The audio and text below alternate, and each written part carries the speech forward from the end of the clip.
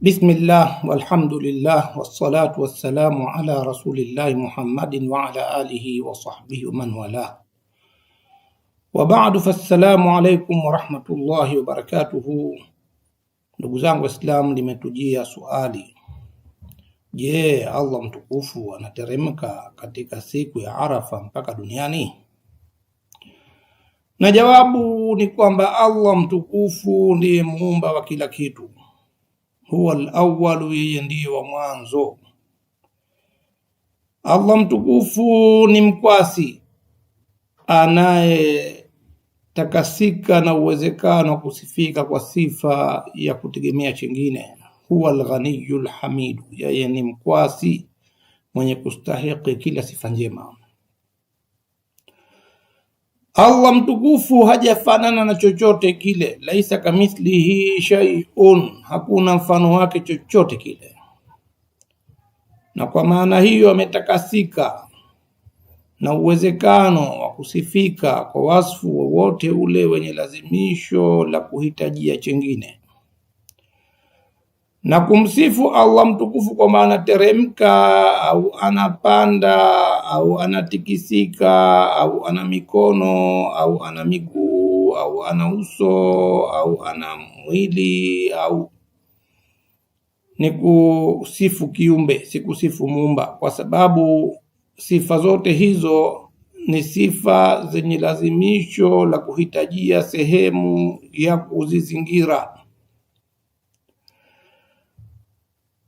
Kwa maana hiyo Allah mtukufu ametakasika na uwezekano wa kusifika kwa anateremka yeye mwenyewe na anapanda au anatikisika, au kumsifu Allah mtukufu kwa sifa za viungo. Tunasema sifa za viungo na harakati ametakasika nazo Allah mtukufu. Hizo ni sifa za viumbe, si sifa za muumba.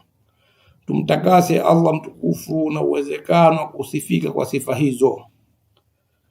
Na mitume yake, ukitembea katika Qur'ani tukufu, ilimtambulisha kwa vitendo vyake vya kuumba. Mtume Ibrahimu alayhi salatu wassalam alimtambulisha Allah mtukufu kwa neno lake, inni wajjahtu wajhiya lilladhi fatara as-samawati wal arda hanifan wama ana minal mushrikina, hakika mimi naelekeza dhati yangu kwa yule aliyeumba mbingu na ardhi, hali ya kuachana na mila nyingine zote, na mimi si katika washirikina. Mtume Musa alayhi salatu wassalamu alipoulizwa na Firaun, wa man rabbukuma ya Musa, na ni nani mola wenu ewe Musa, akamtambulisha mtume Musa Allah mtukufu kwa neno lake, rabbuna alladhi a'ta kulla shay'in khalqahu thumma hada, mola wetu sisi ni yule ambaye amekipa kila kitu umbile lake kisha kaongoza. Hata ulipotokezea mjadala baina ya Ibrahimu alayhi salatu wassalam na Numrudi kama ilivyoelezwa katika Qur'ani,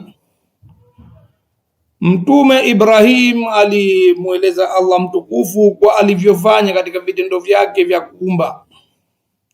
Akasema, rabbi alladhi yuhyi wa yumitu, mola wangu mimi ni yule ambaye anahuisha na kufisha. Kisha akamueleza tena, fa inna allaha yati bishamsi minal mashriqi, hakika Allah mtukufu ndiye analitoa jua upande wa mashariki. Akamwambia yule mfalme, faati biha minal maghribi, haya sasa wewe kama ndiye vile vile litoe upande wa magharibi. Kwa maana hiyo Allah mtukufu anajulikanwa kwa athari za vitendo vyake vya kuumba, na sio vitendo vya kutikisika na kutembea na kupanda na kushuka, wala si kwa kumsifu kwa sifa za viungo na harakati.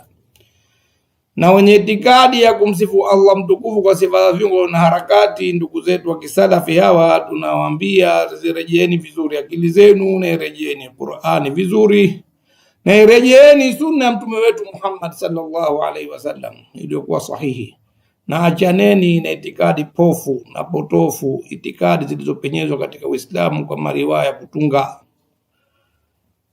Njooni katika uongofu wenye makubaliano ya Waislamu wote kwa ujumla. Hadha billahi tawfiq. Ndugu yenu hapa Abu Hamid hafidhahullah fi haqi, kwa dalili